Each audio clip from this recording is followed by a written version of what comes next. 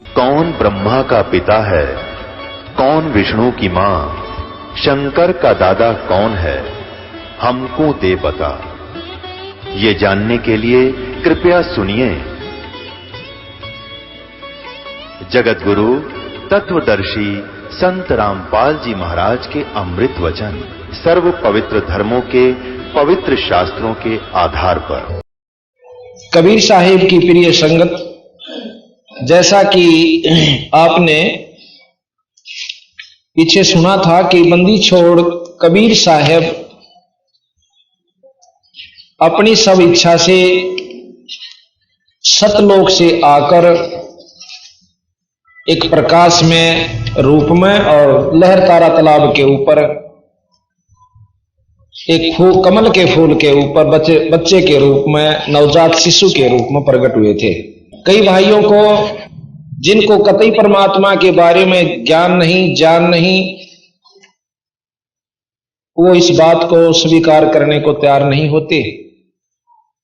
और जिसने परमात्मा की पूर्ण परिभाषा का ज्ञान है वो इसमें नकारा नहीं करा करता। परमात्मा की परिभाषा को जो जान जाता है कि वो के काम करा करे, फिर वो सब बात को जान लेता। और जब जिसके मन में जब तक न्यू रहेगी कि नहीं ऐसा नहीं हो सकता, ये असंभव है, इसको कोई नहीं बदल सकता, कर नहीं सकता, तो फिर वो परमात्मा के बारे में जानता नहीं। भक्ति पर जरूर लगा हुआ है पर उसको पूरा लाभ नहीं मिलेगा। एक भक्त भक्ति करता था, साधना भी कर रहा था, और दूसरा भक्त भी, संत भी अपनी साधना कर रहा था। एक दिन की बात है कि नारद जी ने, वैसे किसी भी को बना सकते हैं हम ये कलाकार, परंतु यहां क्योंकि पुरानी कथाएं हैं इनको उसी ढंग से लेना पड़ता है। नारद जी ने विष्णु भगवान से पूछा कि हे ईश्वर श्रेष्ठ, ये दो भक्त जो साधना कर रहे हैं इनमें कौन सा श्रेष्ठ है? तो विष्णु जी कहने लगे कि इस बात का निर्णय आप खुद कर लीजिए। अब कैसे? फिर भी आप बताओ तो सही। जो भक्त बहुत पहले से भक्ति पर लगा हुआ था 30-40 वर्ष से, और एक लगा था 2-3 वर्ष से, तो भगवान विष्णु जी कहते हैं कि जो यो बाद में लगा है ना भक्त, ये सर्वश्रेष्ठ है। ये श्रेष्ठ भक्त है। अब नारद जी को संशय होता है कि हे प्रभुवर, यह तो जची नहीं बात है, ये इतनी बड़ी दाढ़ी बढ़ा रखी और बेचारे ने जो है ना तन मन गाड़ रखा, 40 साल से साधना कर रहा, और ये कल का बच्चा इससे श्रेष्ठ कैसे हो सकता है? कहने लगे आप परीक्षा ले लीजिए। अब नारद जी जाते हैं उन भक्तों के पास, दोनों के पास हाजिरी लगाते। 1 हफ्ता लगातार जाते रहे। एक दिन वो कुछ देर से आए तो वो जो भगत थे उनमें से प्रथम भगत, जो कि 40 वर्ष से बैठा हुआ संत था, वो कहने लगा कि भाई महाराज जी आप आज लेट क्यों हो गए, देर क्यों कर दी? कहने लगा भाई आज एक ऐसा तमाशा देखा मैंने कि भगवान जो है ना एक हाथी ने और सुई की नोक में का काट था, और बोला काट दिया, अगलेकड़े पाछा चाला में काट दिया उसने। तो वो जो 40 साल ते बैठा था ना बोला रहन दे बीरा, किसी और जिक्र ना करिए, क्यों झूठ पेला गड़ंग, तो सुई के नाके में करने को बोला हाथी काट दिया, तेरे कैसे अंदर डोब रखा सारा काम। अब वो नारद जी वहां से उठ कर चल पड़ा। अब दूसरा भगत जो बाद में लगा हुआ था उसके पास जावे, उसने भी प्रश्न यही किया कि महाराज जी आज तो बहुत देर था है, आ जाया करो, 2 घड़ी ईश्वर चर्चा हो जाती है और हमारा मन प्रसन्न होता है। आज की कारण था मुनिवर कि आप लेट हो गए, देर होगी? नो बोला भाई के बताऊं, एक ऐसा गजब तमाशा देखा, भाई बताऊं जब सूत नहीं आंदी, और ना बताऊं डटिया नहीं जाता। अग बता तो सरी, अगर देर न्यू होगी कि भगवान एक हाथी ने सुई की नोक में के काटा था। अच्छा फिर जी, और भाई वो निकल लिया ना उसका मां का, जब मां आया ओ हो भाई बहुत आपने महाराज जी वो नया भगत के है वो हाथी ने के ओ तो इस सारे पहाड़ नर पृथ्वी नर धरती ने इस नोक में के काट सके। परमात्मा का आगे किए से हाथी नोक। अब नारद जी का जचगी कि हाँ भाई बात सही से, यू लाग जरूर रहा है पर विश्वास भगवान का कति नहीं। और जो नया भगत ने नो क्या कि हाथी के चीज से उसका आगे वो सुई मां के सारे ब्रह्मांड ने काट दे। परमात्मा में ये शक्ति हो से। अब नारद जी जाकर विष्णु भगवान तक कहने लगा महाराज जी ठीक को थे आप तक ओ तो पशु खाम खान लत्ते टंगे बैठा से ढाडी बढ़ा रहा से, इसका विश्वास है नहीं भगवान के प्रति तो क्या की फल पाएगा। तो इसी प्रकार बंदी छोड़ गरीबदास जी महाराज का आपको विश्वास का अंक सुनाएंगे। फिर आपको जब तक हम अपने इष्ट पे देखो, हमने प्रथम तो इष्ट चुनना, भगवान कौन से की उपासना करें। शास्त्रों में प्रमाणित 3 भगवान ब्रह्मा विष्णु महेश जैसा कि आपको वर्णन दे चुके हैं। और उसके बाद ब्रह्म जिसका वेद वर्णन करते हैं कि एक निराकार शक्ति ज्योतिमय है। तो और चौथा भगवान जो है परब्रह्म, ब्रह्म से ऊपर परब्रह्म है और परब्रह्म से ऊपर पूर्ण ब्रह्म। जैसे कल हमने बताया था कि महर्षि दयानंद जी भी परमेश्वर शब्द का उच्चारण करते हैं। परमेश्वर का मतलब है जगदीश, जगदीश जगत का परमात्मा, और जगदीश्वर उस जगत के भगवान का भी भगवान, और फिर परमेश्वर यानी उनसे भी श्रेष्ठ ईश्वर वो पूर्ण ब्रह्म है। तो इस प्रकार आज हम प्रथम तो हमने इष्ट चुनना कि भगवान कौन से की भक्ति करें, और फिर चुने पाछे उस पर पूरा विश्वास करना कि जिस भगवान को हमने चुना से उसमें ये गुण से ये काम कर सकता है। जैसे डिप्टी कमिश्नर से हमने कोई कार्य करवाना है तो उसके बारे में प्रथम जानकारी होनी चाहिए कि वो इतना काम कर सके, और वो हो मुख्यमंत्री के दायरे का हम दरखास्त धरे डीसी साहब के सामने, और वो नाटे जब भी धरेना ना तो माई बाप पर तो सब कुछ कर दिए उठाकर रद्दी की में घेर देगा भाई मेरे बस का नहीं है। इसी प्रकार हम जो कार्य असली पूर्ण परमात्मा पूर्ण ब्रह्म से होना है उसी से हम अगर मेल करेंगे अर्ज करेंगे तो हमारे वो काम भी होंगे जो कि जैसे हम प्रधानमंत्री से अर्ज करें तो हमारे मुख्यमंत्री वाले काम भी सर सके और नीचे शक्तियां भी हमारे साथ अनुकूल होंगी। अगर हमारा जायज अर्ज होगी तो नाजायज तो भगवान भी नहीं सुना करें। इसी प्रकार पूर्ण ब्रह्म परमात्मा सतपुरुष सतलोक के मालिक से हम मेल करेंगे तो हमें वो गुण सारे मिल जाएंगे जो कि देवी देवता भूत पिशाच पितर वितरा के चक्कर में उलझे फिरें, या ब्रह्मा विष्णु महेश ब्रह्म तक अक्षर पुरुष तक की में उपलब्धि होगी। तो जिस भी इष्ट का जिस भी भगत ने जाप किया वो पूरे विश्वास से किया तो लाभ मिला, अन्यथा नहीं हुआ। अब हम आपको बंदी छोड़ महाराज गरीबदास जी की वाणी से निश्चय का अंग सुनाएंगे। गरीबदास जी महाराज कहते हैं कि जब तक हम विश्वास अपने इष्ट पर नहीं करते इतना भक्ति करो चाहे मत करो। कबीर साहब कहते हैं क्या होया हरि नाम से जय ना ही दिल विश्वास, जब मन में विश्वास नहीं है तो उस नाम लेने तभी कोई फायदा आपको नहीं प्राप्त होगा। और विश्वास के साथ जिन्होंने लिया कहते निश्चय गुजरी पार उतरगी पंडित भय फजीता। एक पंडित जी कथा करया करता, अरे गोकुल गांव की गुजरी जो पिछले जन्मों की अच्छी साध्वी रही हुई थी उसने वो कथा सुन वह दूध बेचन अपनी दही बेचन जाया करती थी एक दरिया को पार करके। एक दिन उसने सत्संग सुनने का सुअवसर प्राप्त हुआ, अपने काम ने जल्दी सी खत्म करके नमेड़ के, और उन्हें सोची आज 2 घड़ी सत्संग सुन लूं। तो उसमें पंडित जी कथा कर रहे थे, प्रमाण दे रहे थे कि भाई परमात्मा के नाम की नौका पे चढ़ के भवजल तो पार हो जाओ, नाम की नौका पे चढ़ के पार हो जाओ। अब गुजरी ने सोचा ये तो भवजल तो पार करे, यानी सारी संसार तय, और मैं ये नाम ले लूं तो मेरा जो है या दरिया पार करने का काम में सर जाते यू चोखा 2 अन्य बच जा रोज के। तो वह बोली महाराज जी कि यू नाम की नौका दे दो मने। अक ले ले बेबे, नाम की नौका ले लो। उसने नाम दे दिया।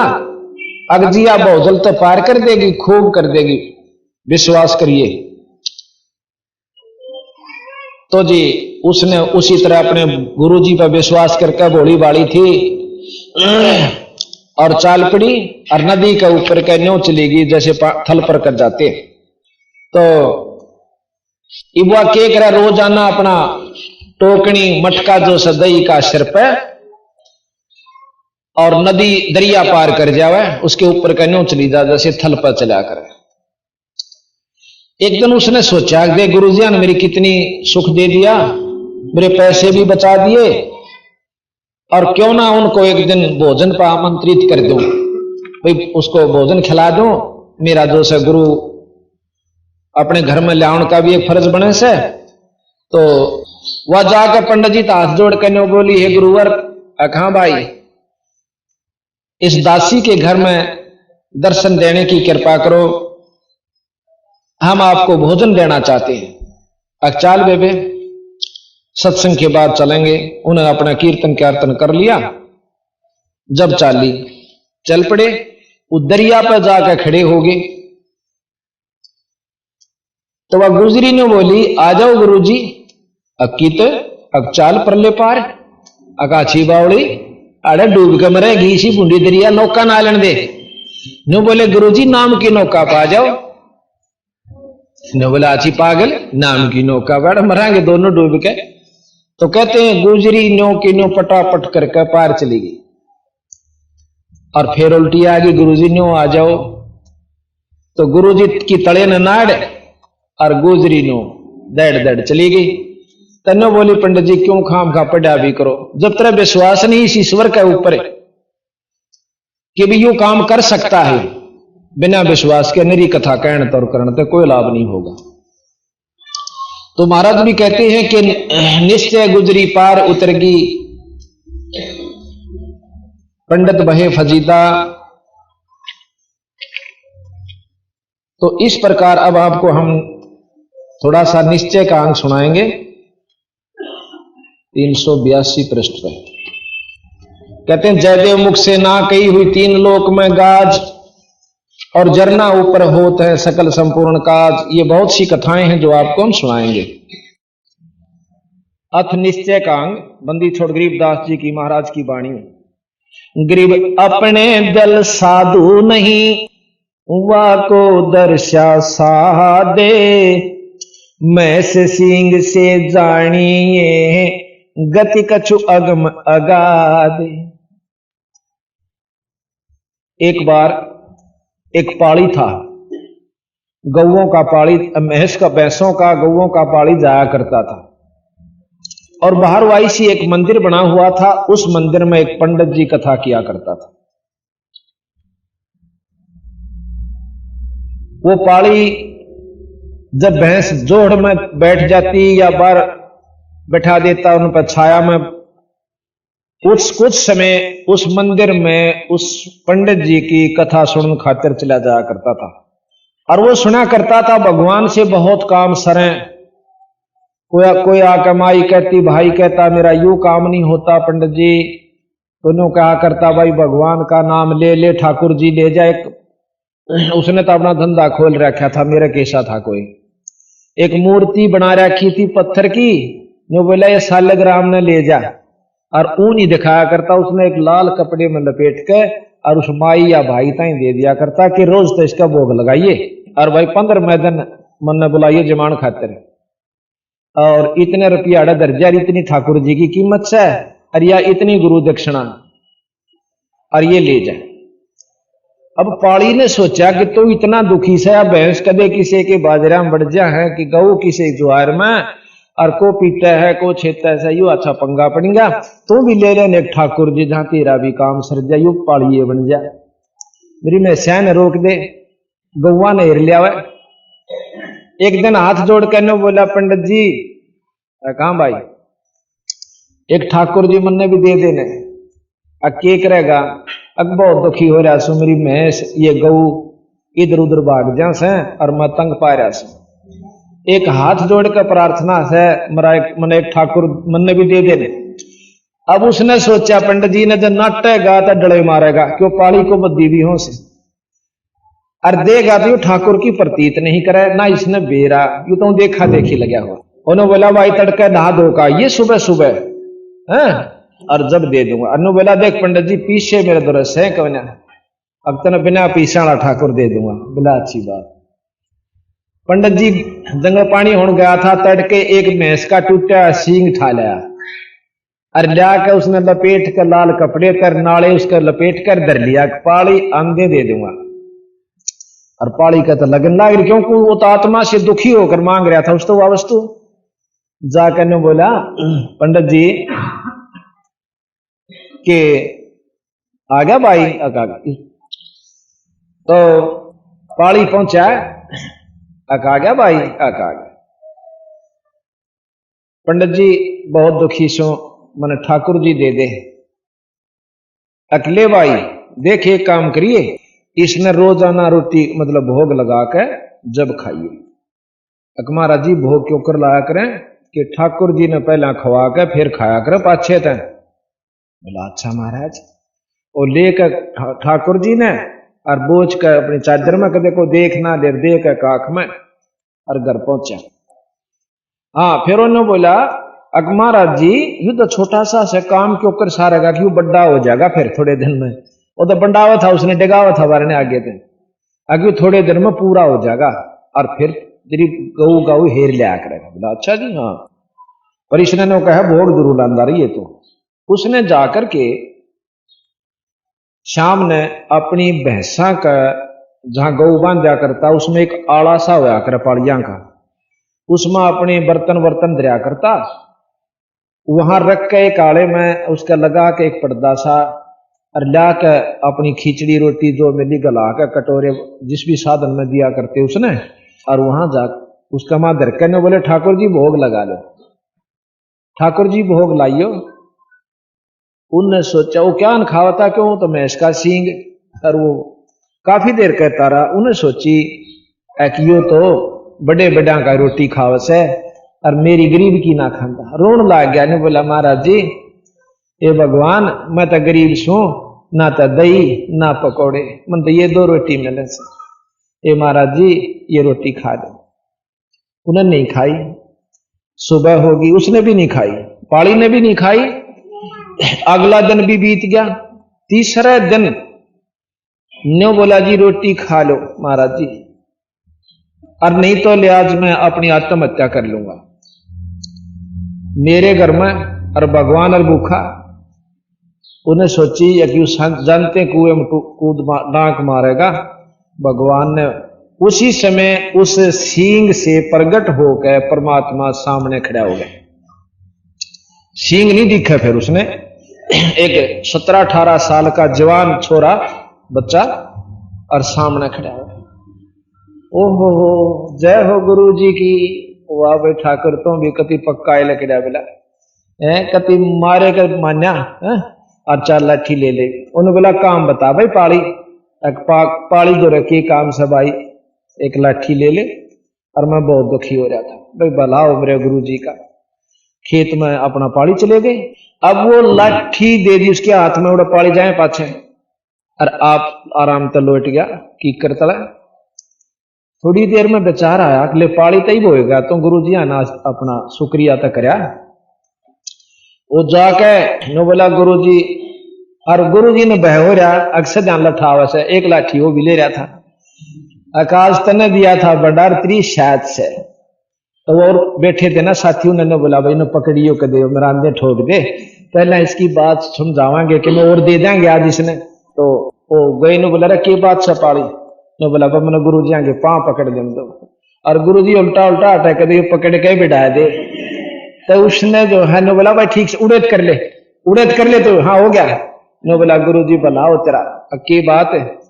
अकबर निहाल कर दिया, पर ठाकुर जी चौथा दिन बनाओ तो चौथा दिन पूरा होया मतलब जी तो मरण में हो गया था, रोटी मैंने भी नहीं खाई, इतने उसने नहीं खाई।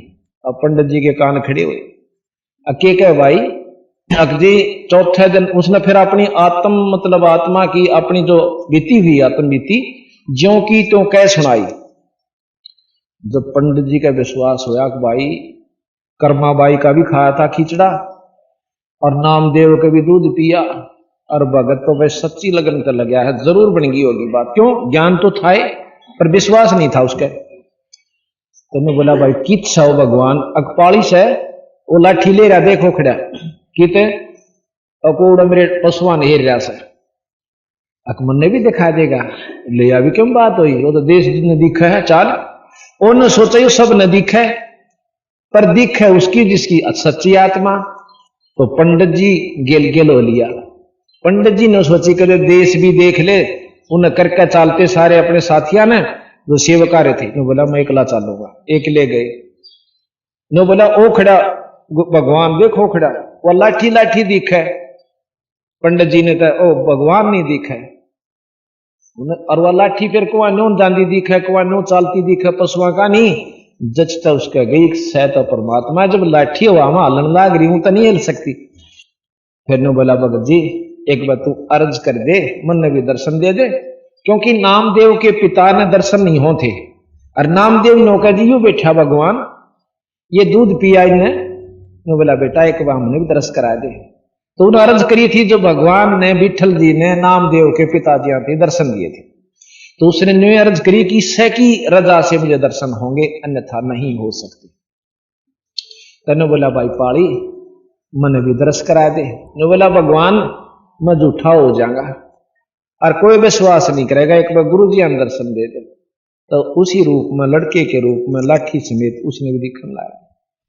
तो खुद भगवान ने बोले पंडित जी मेरी बात बनाने तक काम ना चले, अपना कि मैं करनी करो जब जाकर गुजारा होगा।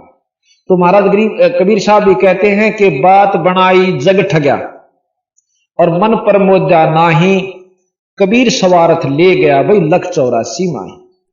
तो यहां आता है कि गरीब अपने दिल साधु नहीं, वाकू दर्शा साहा दे, मैं से सिंह से जानिए गति कछु अगम अगाह दे। कि मैं सिंह से भी प्रकट हो गया भगवान।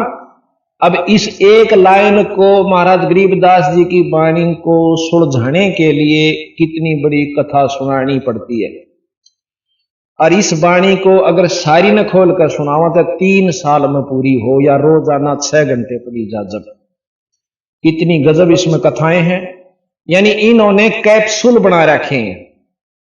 अब जैसे जिसने इस कथा का ज्ञान हो गया फिर इस वाणी को पढ़ेगा तो इस लाइन के पढ़ते ही पूरी कथा उसके दिमाग में घूम जाएगी। अर्थात उस पूरी कथा का जो पंडित जी 3 दिन में पूरी करता है 1 सेकंड में उस पढ़ने वाले को इस वाणी द्वारा लाभ मिल जाता है। मतलब कथा करने वाले केवल यही लाभ देते हैं, कथा का लाभ मिला। एक वाणी एक कथा ने एक बार पढ़ लो, रामायण एक बार देख ली, 2 बार पढ़ ली, 3 बार पढ़ ली, वह सारी याद हो जैसे। फिर इस ग्रंथ साहब ने पढ़ा वह अभी आप रामायण सुनाएंगे आपको, इसमें महाराज गरीबदास जी ने कितने मार्मिक ढंग से लिख रखी, और थोड़े से 2 यहां में पूरी रामायण भर दी। अर्थात जिसने ज्ञान से फिर इसने पढ़े उस रामायण का कुछ ही अक्षरों में पूर्ण लाभ आपको प्राप्त हो जाएगा। गृह निश्चय ऊपर नामदेव को पाहन दूध पिलाया, मैं से सिंह में साहेब आए नाम लपोचन पाया।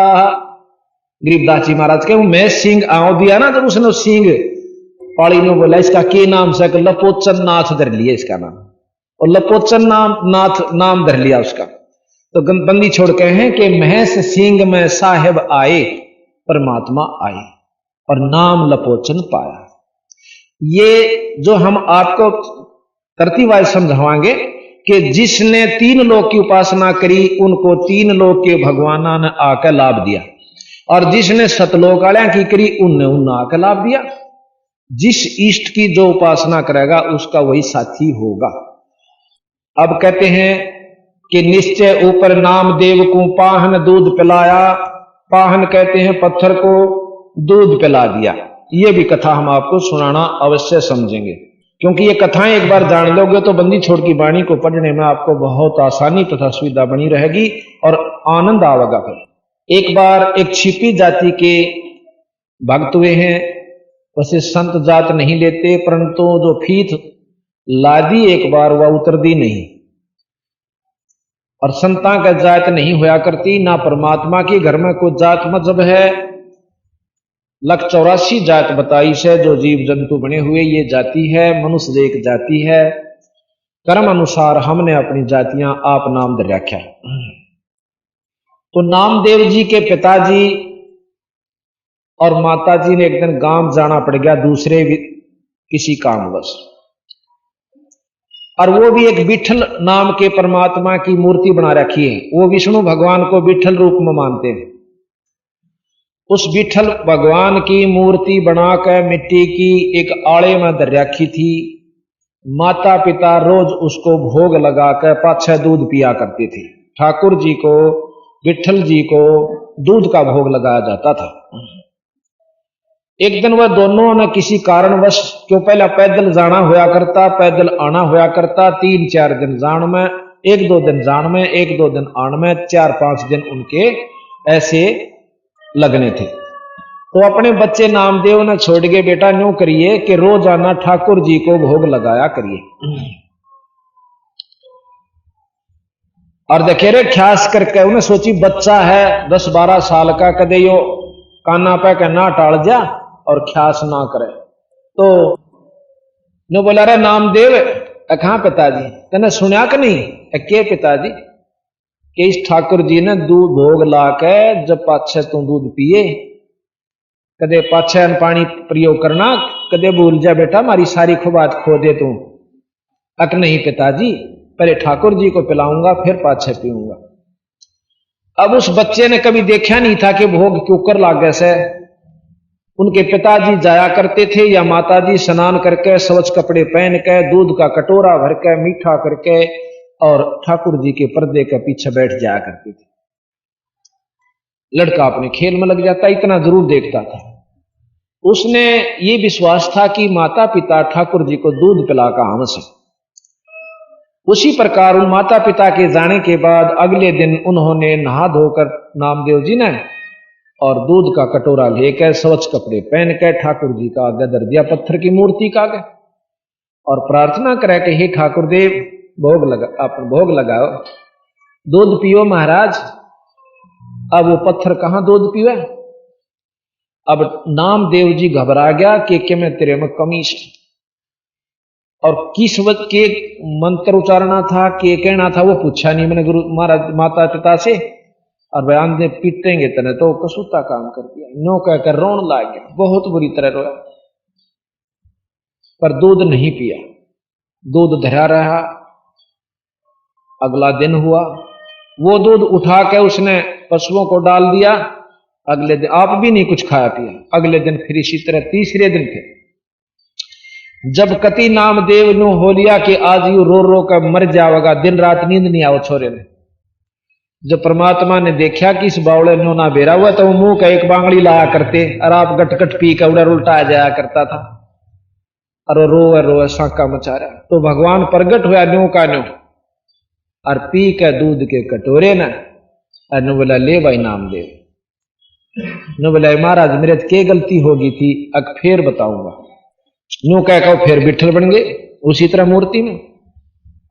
माता पिता 4 दिन में आए, 5 दिन में आए, इसी प्रकार वो रोज दूध पिलाने लग गया। इब अंधे माता पिता ने प्रथम प्रश्न ये किया रे नामदेव, कहा माता पिता? हाँ पिताजी। कि भी ठाकुर जी को दूध पिलाया? हाँ पिताजी। लेकिन पिताजी ठाकुर जी मैं आपसे पूछना भूल गया कि किस मंत्र से क्या जाप करना चाहिए था, और किस प्रकार दूध पीवे थे, 2 दिन नहीं पिया माँ पिताजी, मैं तो रो रो के बहुत दुख पाया। और फिर तीसरे दिन इन्होंने पता नहीं क्या दया करी, दूध पी लिया। दूध पी लिया? हाँ दूध पी लिया। अरे सच बता, दूध पी लिया? हाँ दूध पी लिया। अरे मूर्ख तो उरे ना, तन्ने पिया? किसने पिया? नहीं पत महाराज ठाकुर जी ने पिया। वो फिर डर गया कि तेन सोचा तो पी गया और पिटे। नहीं महाराज जी, मन तो मुंह कभी नहीं लाया जब तक इन्हें नहीं पी लिया। पिताजी, अब उस पिताजी का जाडा चढ़ गया। अगर तू साची बता दे छोरे, अगर पिताजी मैं आपकी कसम खा के कहूं सो ठाकुर जी ने दूध पिया, अकीब भी पी लेगा। महाराज रोज पीवे है, आज क्यों ना पीवेगा? तो फिर महाराज ने उस नामदेव जी ने, क्योंकि जल्दी आ गए थे उनके पिताजी, जब तक भोग नहीं लगाया था, स्नान किया और दूध का कटोरा जाकर धर दिया। और उसका पिता देखा और उसकी मां देखा, दूध नहीं पिया। फिर कांप गया वो छोरा, देख महाराज जी आज मैं तो वो डर था, रोए हो गया भाई, आप दूध नहीं पियोगे मेरा 3 खोसड़े पड़ेंगे। ये नहीं कहेंगे झूठ बोला था तू, दूध पिया तूने? तो छोरे के अभी मतलब उसकी सत भावना को देखकर भगवान फिर प्रगट हुए और ला कर मुंह कर दोनों हाथ सामने माता पिता देखे और ला कर दूध गट गट पूरे दूध कटोरे में पी गए भगवान। अब दोनों माता पिता का भाई छोरे को छाती का लार, एक बेटा तेरे भागा छे अके पिताजी, अगर हम तो वो मुंह कलाया करते एक आंगली इनके और बाकी मैं पिया करता। छोरा के कहो है भाई तुम पिया करता, मेरे दौरती ने पी लिया। उसके पिताजी ने गांव में बता दी। इब गांव वाले मेरे किसी मूर्ख वो जाने नहीं भगवान की महिमा को, न बोले रहे देख ये नीच के बूंदी झूठ बोला, नो का मेरे छोरे ने विठलता ही दूध पिया दिया। अरे तू मत ना चालती करे, न बोला जी सच्ची कहूं सो गांव वाले, सच कहूं सो। क्यों? जो उपलब्धि हो वह डटिया नहीं जाता, बताए बिना। अब गांव की पंचायत होगी, न बोला रहा देख ये दुनिया ने बदनाम करने लाग रहा, होगा विठल इसका घर में नीच के घर में दूध पी गया। तो उन्होंने पंचायत कर ली, सैकड़ों आदमी इकट्ठे हुए। ने बोला भाई किस कारण से हुई पंचायत, हम आपको बताते हैं। अक्की बात कि इसने झूठ बोली है नामदेव के पिता ने, के झूठ बोली कि विठल जिया को मेरे लड़के ने दूध पिला दिया। और भाई यो विठल जी ला रखे मूर्ति और यो दूध का कटोरा, और ये दोनों माता पिता बुला रखे ना, लड़का पुत्र पिता बुला रखे और ईद प्या के दिखा दे, हम जान जाएंगे भाई दूध प्या दिया, नहीं तो तेरे को वह सजा दी जाएगी, घसीट घसीट का गांव के चौकर कर काला मुंह करा जाएगा थारा दोनों बाप बेटा का। अब नामदेव जी बैठा भीतर रोन लाग रहा कि बंदी छे परमात्मा या कोड को बदमोल ले ली। पिताजिया ने चलो जो कहा सो कहा। हाँ भाई खड़ा हो। नामदेव के पिताजी तो बोले क्या कह था तू? अक्जी मैं यूं कहूं था कि मेरे लड़के ने हमारे सामने विठल भगवान की मूर्ति को दूध पिला दिया पत्थर को, और उसमें परमात्मा प्रकट हुए, न्यू हाथ लकड़े बाहर मूर्ति के मुंह का ला के पी गए। और सारे दांदरे पाड़े ही देखो रे यू के कवे। तो विठल अपने उसका नामदेव खड़ा हो से न्यू बोला गाम राम मेरे पिता का मजाक मत करो, ये जो कुछ हुआ मेरे सिवा अक्प्या ही देखा जब जाना तना अटाक उस पर्दे ने और दर का आगे दूध ने बोला है परमात्मा मैं बहुत नीच व्यक्ति हूं कि मैंने सबका आगे साहब की जो भ्रम फोड़ दिया सतगुरु परमात्मा, ईब आपकी लाज इस तुच्छ जीव की आपके हाथ, मेरी लाज आपके हाथ में सतगुरु परमात्मा। इतना कहा था कि सारी पंचायत के सामने काट के नो हाथ ठाक कटोरा गट गट पी गया। अब सारे पंचायत सतब रह जाती है, वहां को 200-300 आदमी सामने बैठे और खड़े हुए और देख रहे थे, और सबने नामदेव को छाती से लगा लिया। सब लड़के का ठाए ठाए फिरे, कहां तो काला मुंह करना था, और सारे गांव में छोरे को गोदी ठाठा फिरे हमारा विठल जय हो नामदेव की, जय हो नामदेव की। तो ऐसा महाराज कहते हैं गरीब निश्चय ऊपर नामदेव को पाहन दूध पिलाया, मैं से सींग में साहेब आए, नाम लपोचन पाया। ये गरीबदास जी की इतनी मार्मिक वाणी है, इसको समझने की जरूरत है बस। फिर क्या कहा, एक समय नामदेव जी, क्योंकि ये पिछले संस्कारी जीव थे नामदेव, पिछले हंस थे, युगा युगा भक्ति करते आ रहे थे। अब ये छोटे छोटे बच्चे हमारे उपदेशियों के, ये उड्डड़ बच्चे, ये पिछले संस्कारी हंस हैं। न इन बालका का रड़के काम केरा खिदगजा में बैठ कर बारी लो, छुट्टी होगी थी इनकी भी, टांग तड़वाओ का दारू पीन सीखो का बीड़ी के गुट मार छुट्टे मारो कि तो बैठ कर अनजान व्यक्तियों के पास का ताश खेलन सीखो, क्या फिर रही थी आजकल टेलीविजन न कर रखा काम दिन रात हुआ देखो। तो ये पिछले जन्मों के संस्कारी हंस है, इसी वजह से पिछले काम सरया करे। तो एक बार नामदेव जी एक मंदिर के पास से गुजर रहे थे, उसमें आरती हो रही थी, नीचे आरती हो रही थी मंदिर में, और नामदेव जी ने सुना अब भगवान की स्तुति हो रही है। उस मंदिर के पास ही जाकर, क्यों नीच जाति वालों को अंदर नहीं बढ़न दिया जाया करता, पहले बाहर खड़े रहा करते थे, वो भी टुकड़ा लेने खातिर। नामदेव जी बाहर खड़े थे, आरती होनी शुरू हुई, आत्म विभोर हो गए, और फिर घंटी वो बाजन लगी ना, धुन हुई, तालियां बजन लगी, तो नामदेव जी पर डटा नहीं गा, अपनी जूती काट के और उनकी घंटी बना के न्यू ला गया बजान मस्त होके, और इतना टूल गया कि जहां आरती स्तुति हो रही थी उन पंडित जिया के बीच में जा बढ़ा, और उन्हें देखा कि नीच जाति का हाथ में जूते पकड़ के उसकी बां और मंदिर के पाछे भगा दिया। अब फिर देखांगे तुम। कहते हैं भगवान ने उस मंदिर का मुंह नामदेव की तरफ कर दिया, और पंडित जी पाछे घंटी बजाओ उसके पछले कान। फिर उन्हें देखा यू क्या हो गया, फिर जाकर उस बच्चे के पांव पकड़ लिए, और वहां से नामदेव जी उठकर डांक मारी, मैं कहां आ गया था, छलांग लगाई, कूद गया, जाता रहा। तो यहां महाराज कहते हैं, गरीब निश्चय ही से देवल फेरा, देवल कहे मंदिर को, गरीब निश्चय ही से देवल फेरा, पूजो क्यों न पहारा, नाम देव दरवाजे बैठा, पंडित को पछवारा। नामदेव तो सामने बैठे और वो पंडित जी पछले काने खड़े, पिछवाड़ा पाछे ने। अच्छा फिर क्या हुआ, एक बार नामदेव की महिमा राजा ने सुन ली। अब एक ऐसा हिंदू है कि न्यू कहे वो बहुत चमत्कार दिखावा है, उसको बुला लिया कि भाई नामदेव तेरे भगवान में घनी शक्ति है, अगजी मेरा के भगवान तो आपका भी है, नाम मंत्र है, आप अल्लाह को हम राम कहें कोई फर्क नहीं, अब तेरे इस राम में घनी शक्ति है, अगजी शक्ति राम में होया करे। अच्छा तो बहुत आगे से आगे बोल रहा है, या गऊ काट दी, इसको जिंदा कर दी।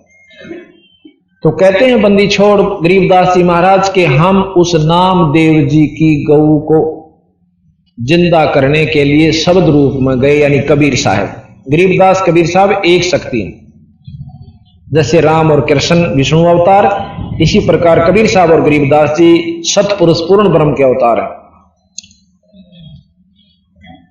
तो उसी समय वह मर्त्यक गऊ जिंदा कर दी,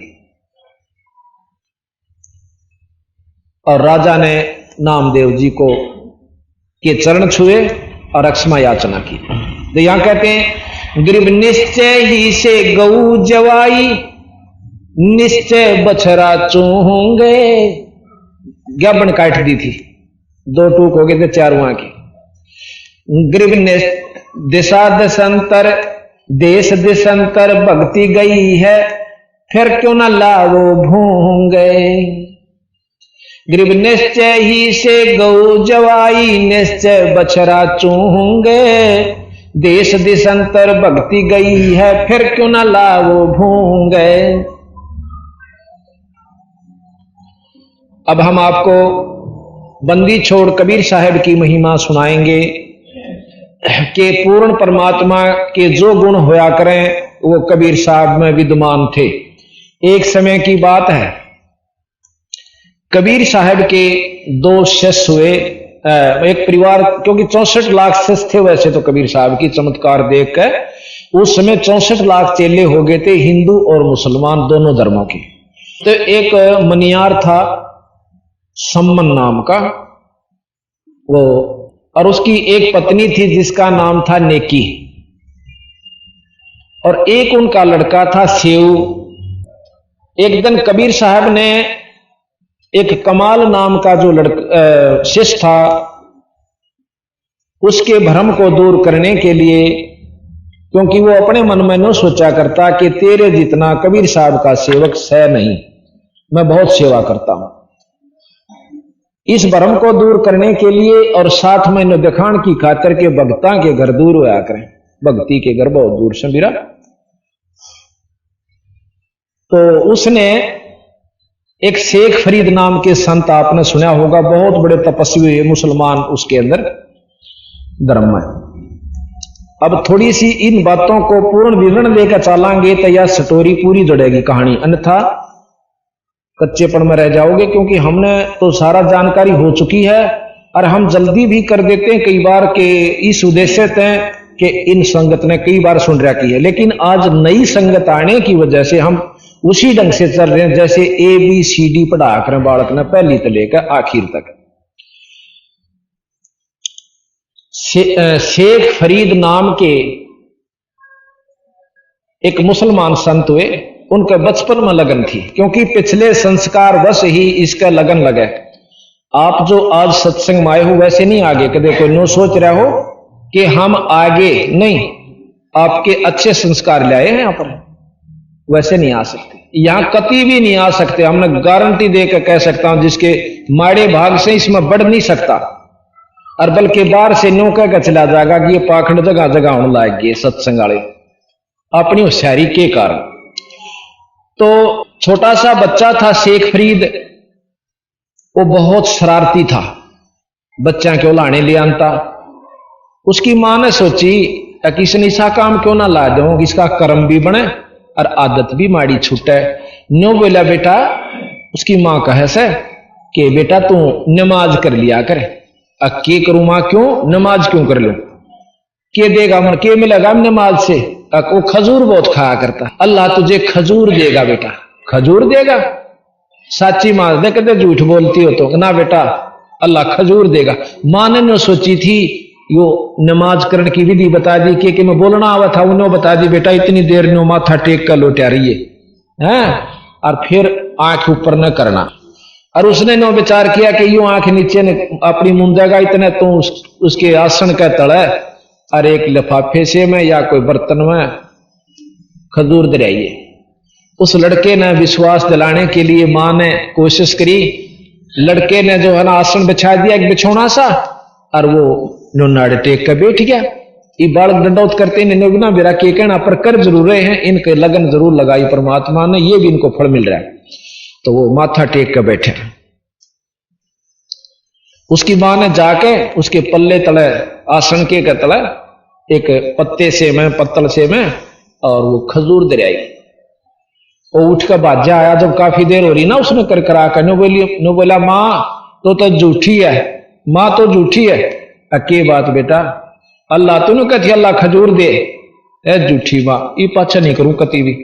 बोले बेटा ना, अल्लाह झूठ, मैं झूठ थोड़ी बोलूं। आपने उसने बिछोने उठा के देख